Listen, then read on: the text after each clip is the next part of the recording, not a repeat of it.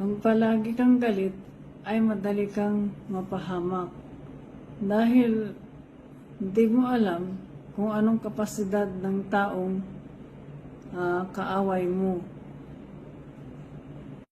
Pag palagi kang galit ay hindi ka makapag-isip ng maayos. Hindi ka na makapag-isip ng maayos dahil clouded na ang judgment mo.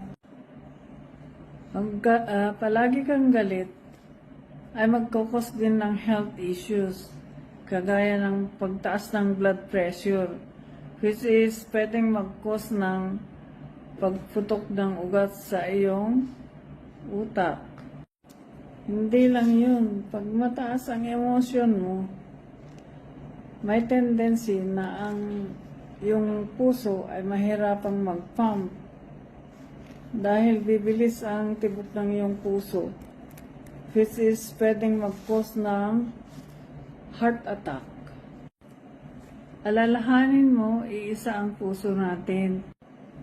Mag-relax ka, mag-meditate ka, samahan mo ng music para ma-relax ang isip mo.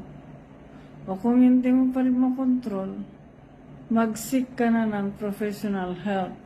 Sumali ka sa mga support group o kaya magpa-therapy ka para makontrol ang iyong anger management.